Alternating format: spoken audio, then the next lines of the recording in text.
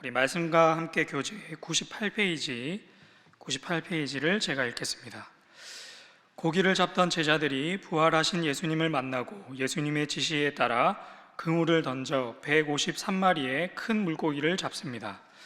예수님은 베드로에게 3번 나를 사랑하느냐고 물으시며 각각 내 어린 양을 먹이라, 내 양을 치라, 내 양을 먹이라고 명하십니다. 예수님은 베드로가 늙어서 원치 않는 곳으로 끌려갈 것이라 예언하시고 예수님을 따르라고 하십니다.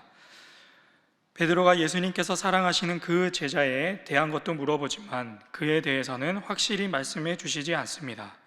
이 모든 일을 증언하고 기록한 제자가 예수님의 사랑하시는 그 제자라고 말하며 예수님이 행하신 일들을 다 기록한다면 세상이라도 그 책들을 두기에 부족할 것이라고 말합니다. 사랑하는 신일의 성도 여러분, 지난 한 달 정도 되는 기간 동안 함께 살펴본 요한복음의 이야기도 오늘을 마지막으로 끝이 나게 됩니다.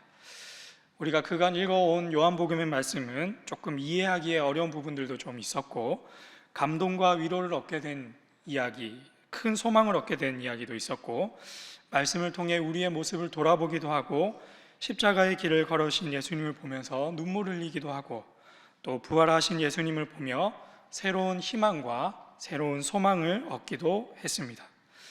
그리고 오늘 우리가 읽은 요한복음 21장의 말씀은 그 모든 이야기의 에필로그가 되는 이야기가 기록되어 있습니다. 에필로그라는 말이 조금 어렵다 생각이 드신다면 우리가 흔히 영화를 볼 때 영화의 이제 처음부터 끝까지 이야기가 다 끝나고 나서 뒤이어서 조금 가벼운 느낌으로 배우들이 나와서 이렇게 짧게 연기하는 그런 이야기들을 떠올려 보시면 좋을 것 같습니다. 하지만 오늘의 본문이 에필로그의 성격을 가지고 있다라고 할지라도 이 이야기는 영화 마지막의 그 에필로그와는 달리 그냥 흘려보내서는 되는 이야기가 아니라 꼭 우리가 새겨보아야 할 예수님의 최고의 사랑이 기록되어 있다라는 것을 우리는 기억할 필요가 있겠습니다.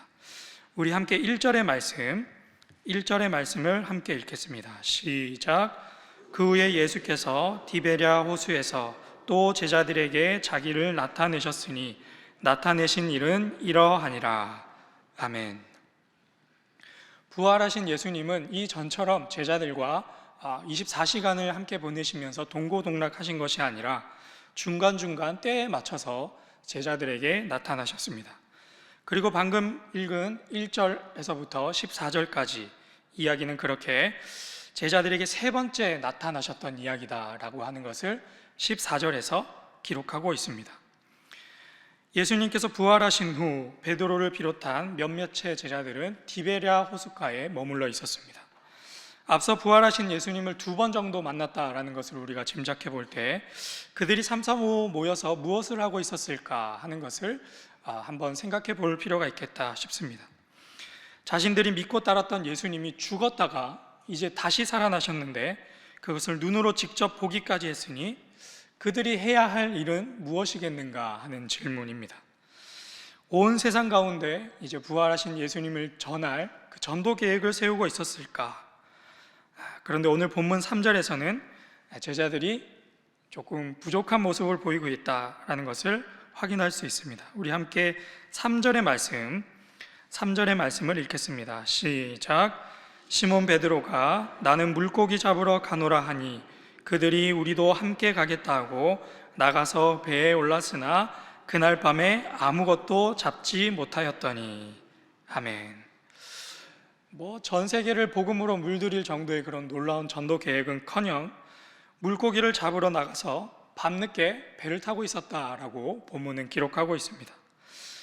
전도 계획은 아니라고 하더라도 무언가 말씀을 연구한다거나 기도회를 가진다거나 정 아니면 전국 팔도로 우리가 흩어져서 예수님이 어디 계신가 하고 예수님을 찾으러 나서자 이런 정도 계획은 세워야 하지 않을까 싶은데 고작 물고기를 잡으러 배를 타고 밤늦게 나갔습니다. 부활하신 예수님을 2번이나 만나보고도 예수님과 3년간 동고동락해서 배운 것이 그렇게 많음에도 불구하고 그들이 예수님 만나기 이전의 모습으로 돌아가 있는 모습입니다. 잘 이해가 되지 않는 모습이다라고 하겠습니다. 여러분, 누군가에게 큰 잘못을 해본 경험이 있으신가요? 부모님이든 선생님이든 친구든 아니면 교회의 동역자든 아마 저처럼 다들 한번 큰 잘못은 해본 적이 있지 않을까 감히 생각해 봅니다. 그래서 사람이 누군가에게 실수를 하거나 상처를 줬거나 잘못을 했다고 하면 무엇을 해야 할까요? 당연히 잘못했다고 용서를 구하거나 사과를 전하는 것이 당연한 일이겠습니다. 그런데 잘못을 해놓고도 용서를 구하거나 사과를 못하고 아예 손을 놓아버리게 되는 때가 있습니다. 제 경험상 잘못은 제가 해놓고 막무가내식으로 손을 놓아버리는 때가 있는데 그때는 진짜 큰 잘못을 했을 때입니다. 그냥 큰 잘못이 아니라 본인 스스로도 미안하다고 말을 꺼내기조차 망설여질 정도로 어떻게 해야 그 상처받은 마음을 내가 달랠 수 있을까 백날 생각해봐도 답이 없을 때 에라 모르겠다 낚시나 하러 가자 하는 것이죠. 물고기를 잡으러 밤길을 나선 제자들도 이런 마음이지 않았을까 하는 생각을 해봅니다. 예수님이 부활하시긴 하셨는데 자신들이 무언가 복음 전도 계획을 세우기에는 스스로도 어색하고 어떻게 해야 이 문제를 풀 수 있을까, 예수님의 마음을 풀어줄 수 있을까 실마리도 찾지 못하고 있는 상황. 그래서 아마 그들은 그 순간에 물고기를 잡으러 나간 것이 아닌가 싶습니다. 그런데 물고기라도 좀 많이 잡아왔으면 좋았을 텐데 밤새 물고기를 한 마리도 잡지 못했습니다. 그렇게 빈손으로 날이 새어갈 때 저 멀리서 바닷가에 한 사람이 바닷가에 서서 제자들을 부릅니다. 우리 함께 4절과 5절의 말씀, 4절과 5절의 말씀을 읽겠습니다. 시작. 날이 새어갈 때에 예수께서 바닷가에 서셨으나 제자들이 예수이신 줄 알지 못하는지라. 예수께서 이르시되 얘들아 너희에게 고기가 있느냐? 대답하되 없나이다. 아멘. 아무것도 못하고 이러지도 저러지도 못하고 있는 그런 제자들을 예수님께서 먼저 찾아오셨습니다. 갈 바를 알지 못하고 모든 것이 어색하고 난감하고 부끄럽고 수치스럽고 도망치고 싶고 그래서 자포자기의 심정으로 지내고 있는 그들에게 예수님이 먼저 찾아오셨습니다. 얘들아 너희에게 고기가 있느냐? 여기서 얘들아는 어린 아이들을 의미하는 단어입니다. 예수님이 그 제자들을 얼마나 아끼고 사랑하시고 보살피셨는가라는 것을 친밀함이 묻어있는 단어라고 하겠습니다. 마치 예수님을 처음 만났던 그 순간처럼 그때보다 더 따뜻한 음성으로 예수님께서 얘들아 하고 그들을 부르셨습니다. 그리고서는 예수님께서 이렇게 말씀하십니다. 12절과 13절의 말씀, 12절 13절의 말씀 우리 함께 읽겠습니다. 시작.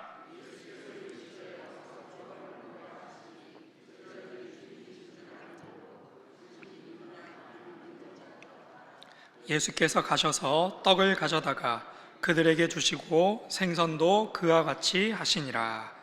아멘. 예수님께서는 이 세 번째 만남에서도 앞선 두 번의 만남과 같이 제자들을 추궁하지 않으셨습니다. 그들의 실수나 잘못이나 배반이나 그런 것들에 대해 묻지 않으셨고 단 한 톨의 섭섭한 마음도 그들에게 드러내지 않으셨습니다. 게다가 지금까지도 무기력하게 물고기만 잡고 있는 그들을 질타하지도 않으셨습니다. 그저 처음 모습으로 돌아가 한밤중에 물고기 잡으러 나간 그 모든 수고로움이 끝날 때까지 기다리셨다가 이제 자신이 직접 준비한 떡과 음식을 그들에게 나눠주시며 든든한 아침 식사 한 끼를 선사하셨습니다. 이 시간 본문에 그 어떤 대화도 기록되어 있지 않듯 아마도 그 순간에는 물 일렁이는 소리 외에는 잠잠한 고독만이, 정막만이 흐르지 않았을까 생각해 봅니다. 이제 이 이야기는 예수님과 베드로의 대화로 이어집니다. 우리 15절의 말씀 함께 읽겠습니다. 시작. 그들이 조반 먹은 후에 예수께서 시몬 베드로에게 이르시되 요한의 아들 시몬아 내가 이 사람들보다 나를 더 사랑하느냐 하시니 이르되 주님 그러하나이다. 내가 주님을 사랑하는 줄 주님께서 아시나이다. 이르시되 내 어린 양을 먹이라 하시고. 아멘. 모든 정막을 깨는 예수님의 질문이 물고기를 굽던 숯불 앞에서 베드로에게 주어졌습니다. 내가 이 사람들보다 나를 더 사랑하느냐? 우리가 너무나도 잘 알고 있는 질문이자 이야기입니다. 예수님의 이 질문은 총 3번 반복되었고, 베드로는 내가 주님을 사랑하는 줄을 주님께서 아십니다 라고 일관되게 답변했습니다. 앞에 불이 놓여 있고 내가 나를 사랑하느냐 3번 물으셨다라고 하는 것은 그 의도가 분명해 보입니다. 바로 추운 밤에 불을 쬐고 있다가 3번씩이나 예수님을 부인했던 베드로의 그 초라한 모습을 떠올리게 만듭니다. 예수님이 이 질문을 첫 번째 던졌을 때에는 아마도 베드로가 그 의도에 대해서 정확하게 알지 못했으리라 생각합니다. 그런데 이 질문이 3번째 반복되었을 때 그는 아마도 그날 밤이 생각났을 것입니다. 그래서 마지막 그 3번째 순간 그는 근심하며 예수님께 대답했습니다. 내가 주님을 사랑하는 줄을 주님께서 아십니다. 이렇게 고백한 베드로의 대답에 예수님의 새로운 말씀이 전해집니다. 우리 함께 18절의 말씀 함께 읽겠습니다. 시작. 내가 진실로 진실로 내게 이르노니 내가 젊어서는 스스로 띠띠고 원하는 곳으로 다녔거니와 늙어서는 내 팔을 벌리리니 남이 내게 띠띠우고 원하지 아니하는 곳으로 데려가리라. 아멘. 예수님께서 베드로의 순교에 대해서 말씀하신 것입니다. 그리고 베드로는 그 말씀 그대로 복음을 전하기 위해 생명을 아끼지 않았고 로마 군인들에 의해 십자가에 거꾸로 매달려 순교하게 되었습니다. 비록 그의 생명은 거기까지였지만 초대교회와 사도들을 이끈 리더로서 오늘날까지 많은 이들이 성경의 인물 중 닮고 싶은 사람 한 사람을 꼽으라고 한다면 몇 손가락 안에 손꼽히는 멋진 믿음의 본을 보인 남자 중에 남자, 제자 중에 제자, 사도 중에 사도가 되었습니다. 요한복음 21장을 정리하면서 이런 질문을 하나 던져봅니다. 왜 예수님께서는 예수님을 버리고 떠난 그들을 꾸짖지 않으셨을까? 왜 예수님께서는 예수님을 만나기 이전 그 전 모습 그대로 물고기나 잡으러 나선 그들을 찾아가셨고 밥을 지어 먹이셨고 또 묻지 않으셨을까? 또 왜 예수님은 베드로를 불러 묻고 또 물으셨을까 하는 것입니다. 예수님이 죽으셨다가 살아나셨기 때문에 그 자리에 있는 그 누구도 예수님은 하나님의 아들이다라는 그 사실을 부정할 수 없습니다. 성경이 가리켰던 새 이스라엘의 왕 메시아가 바로 예수님이라는 것을 부정할 수 없습니다. 그것은 이제 그들에게 있어서 완전한 진리이자 변하지 않는 사실이 되었습니다. 못 박혔던 손과 창에 찔린 옆구리를 직접 눈으로 보고 손으로 만져봤기에 예수님이 하나님의 아들 메시아라는 것을 의심하는 사람은 이제 그 자리에 한 명도 없다 하겠습니다. 제자들에게 있어서 예수님이 하나님의 아들이라고 하는 것은 이제 믿음의 영역을 지나서 있는 사실 그 자체가 된 것이죠. 그래서 이제 그 누구보다도 예수님에 대해서 확실하게 알았고 확실하게 예수님을 증거할 수 있는 사람들이 다 되었습니다. 그런데 그렇게 하기에는 아직 문제가 하나 남아 있습니다. 예수님이 하나님의 아들이라는 것을 확신하는 그들의 마음에 며칠 전 예수님을 부인했던 그 아픈 과거는 예수님이 아니라 그들에게 있어서 해결해야 할 과제이자 숙제이자 짐이었습니다. 예수님은 이미 그들의 죄를 다 용서하셨지만 아직 그들 마음에 그 죄책감으로 그 마음 가운데 어두움이 있는 것이죠. 예수님께서는 그 어두운 마음이 그들에게 있음을 아셔서 아무 말씀하지 않으셨고 때가 되어 베드로에게 3번 질문하셨습니다. 책망하고 질책하고 섭섭한 마음을 드러내고자 하신 것이 아니라 마치 엄마가 그 어린아이를 사랑으로 타이르듯 품어주듯 상냥하게 부드럽게, 조심스럽게, 그러나 분명하게 그들에게 다가가셨고, 먹이셨고, 침묵하셨고, 물으셨고, 말씀하셨고, 그 모든 죄책감을 씻겨내셨습니다. 설교를 마무리하면서 요한복음 21장의 제목을 하나 정한다면 이렇게 정해보려 합니다. 바로 찾아오시는 예수님입니다. 먼저 찾아오시는 예수님.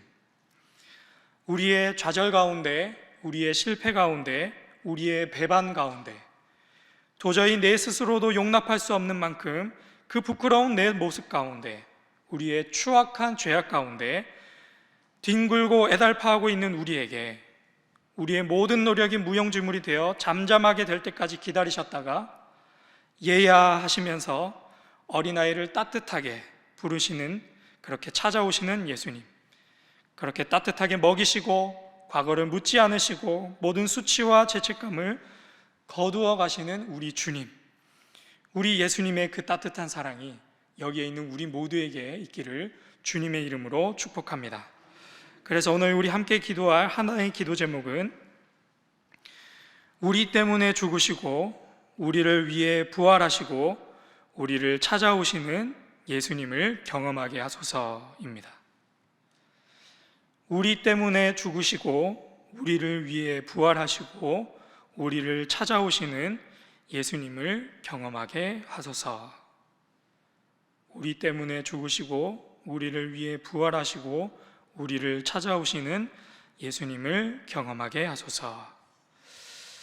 우리 함께 이 기도 제목을 놓고 함께 기도하시고 오늘 있을 당회와 또 내일 있을 예배 말씀 준비하시는 위임 목사님 그리고 다음 세대를 위해 우리 한마음 한뜻으로 주님 앞에 기도하겠습니다. 주여 믿습니다. 주여 믿습니다. 주여 믿습니다.